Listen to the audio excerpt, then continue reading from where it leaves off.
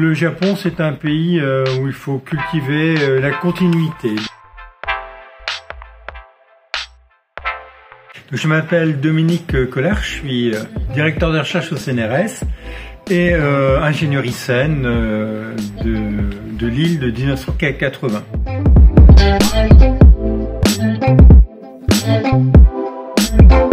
Mon diplôme ICEN en 1980, donc à cette époque-là, l'ICEN c'était Lille, et j'ai toujours eu un intérêt pour les choses miniatures. Et donc le choix que j'avais eu, c'était de faire option physique à cette époque, donc physique des solides, parce que c'était la voie un peu naturelle pour aller de la physique des solides, aux semi-conducteurs, aux composants, à la microélectronique, et puis ensuite pour décliner l'ensemble des choses. Le Japon, c'est un pays où il faut cultiver la continuité. J'ai fait 3 séjours au Japon. J'ai eu la chance de pouvoir le faire, le premier, en tant que ce qu'on appelle postdoc, donc juste après ma thèse, où j'ai pu travailler au centre de recherche de chez Toshiba, qui était une période un peu, je dirais, bénie du fait que c'était vraiment le développement de la microélectronique. On avait énormément de moyens, donc j'ai pu à ce moment-là faire ma première transition réellement sur la microélectronique. Le second séjour étant au CNRS, le CNRS cherchait donc à diversifier ses activités de recherche dans le domaine de l'ingénierie et voulait offrir à ces jeunes chercheurs la possibilité d'aller se refaire un peu les neurones, si je peux dire, sur des sujets nouveaux avec une mutation géographique. Le CNRS avait en tête de développer les microsystèmes, donc des micro-robots, des micromoteurs, etc. Il y avait plusieurs possibilités pour y aller, soit faire ça aux États-Unis, typiquement au MIT ou des universités américaines, ou faire ça au Japon. Et le choix du Japon a été fait en disant qu'en ayant un choc culturel, peut-être que ça va exacerber notre créativité. Donc nous sommes arrivés, donc c'était en 95, nous étions 4-5, donc à venir de différents laboratoires en France, où nous sommes installés donc au Japon. À cette époque-là, ni les Japonais savaient comment il fallait travailler avec des Français, et encore moins pour nous, et en plus pour acquérir un peu ce gap culturel. Le Japon, quand on y goûte, on veut y continuer, enfin, c'est au moins ce que je ressens. Je suis reparti en 2005 pour là quelque chose qui était plus ambitieux, qui était de développer des technologies spécifiques pour la biologie et pour la santé. C'était un programme de développement qui a duré 10 ans à peu près, pour faire simple. Nous sommes arrivés donc à la fin à cette capacité de pouvoir offrir et développer ce que j'appelle des microsystèmes, des systèmes microfluidiques ou des organes sur puce qui étaient suffisamment mûrs en termes de technologie et en termes d'utilisation pour être appliqués dans le champ médical. Le CNRS avait la volonté de créer donc un laboratoire international au Japon. Nous étions qu'à 4-5, c'est implanté, on a pu travailler donc avec les Japonais. Ce qui était intéressant, c'est qu'on avait des approches qui étaient un peu différentes. Autant il y avait une vraie approche technologique au niveau du Japon et une approche plus de simulation au niveau français. Lorsqu'il y avait un problème nouveau, la réponse du japonais pourrait dire on le fait, on regarde si ça fonctionne. Le français disait on va regarder, on va analyser, on va simuler pour voir si ça a des chances de fonctionner. Et donc le fait d'avoir ces deux approches, ça donnait une complémentarité. On a pu ainsi développer des choses très rapidement sur des micro-robots, sur des micro-moteurs, etc. Il y avait de l'enthousiasme aussi bien du côté du CNRS que de l'université de Tokyo. Donc on était en situation vraiment très très favorable pour apporter une contribution originale. Alors étant ces CNRS se pose à certains moments la prise de direction de recherche. Donc, au début de votre carrière, vous êtes chargé de recherche et vous travaillez sur des sujets qui ont plus ou moins été trouvés ou proposés par vos pairs. À certains moments, il y a un gap dans votre carrière où vous êtes amené à trouver un nouveau sujet d'investigation.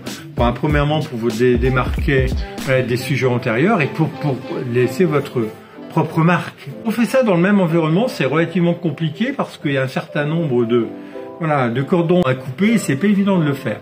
Et donc je pense que pour cette mobilité géographique de longue durée, c'est très bénéfique, ça se permet effectivement de voir d'autres opportunités, de créer son activité de recherche, de la commencer dans un environnement qui est un peu spécialiste et de revenir.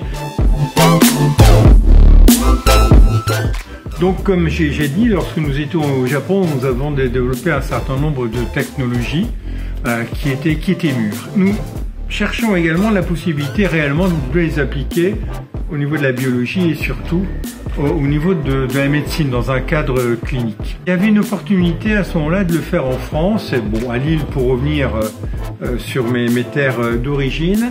En plus, Lille avait été labellisé Centre d'excellence de recherche sur le cancer.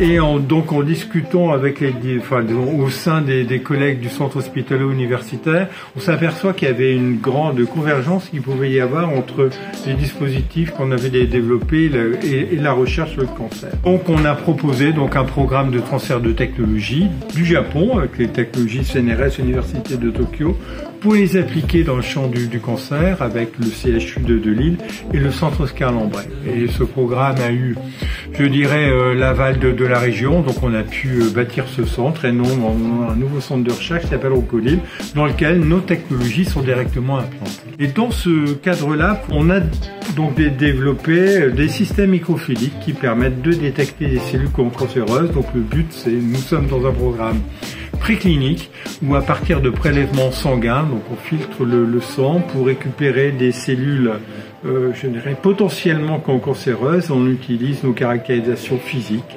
électriques, mécaniques, voilà, pour identifier des cellules cancéreuses et offrir, voilà, ce qu'on espère développer un outil de diagnostic ou tout du moins un outil de suivi lorsque les patients sont en traitement. Alors sur ma présence ici donc à Isen INCREA Méditerranée, ben c'est cette volonté.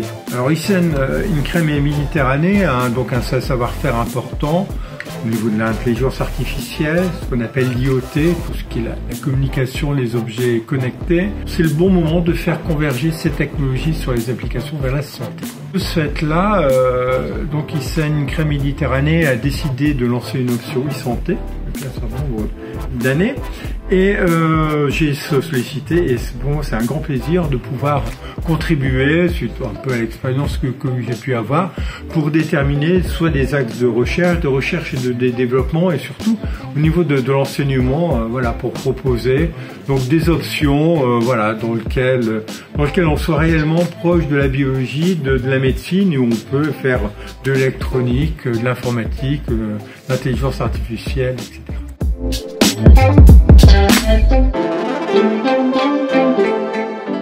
Actuellement, vu l'évolution de l'ingénierie pour la santé, je pense qu'il y a un gros avantage de partir sur l'ingénierie parce que ça permet de couvrir un champ pluridisciplinaire, qui est beaucoup plus important. Je pense que d'ici 5 ans, lorsque vous sortirez, il y aura de nombreuses applications au niveau de la e-santé qui vont faire que qui va faire en sorte que les ingénieurs vont pouvoir faire de l'informatique, etc., avec une formation dédiée qui va leur permettre ensuite de pouvoir discuter avec les médecins et les cliniciens. Donc ça permet à la fois d'avoir l'impact sociétal, je dirais, des études de médecine, tout en ayant un champ scientifique pluridisciplinaire qui est beaucoup plus enrichissant. Donc c'est une voie que je vous recommande vivement et surtout de le faire donc ici, voilà, dans le cadre d'Isen INCREA Méditerranée, un environnement tout à fait charmant.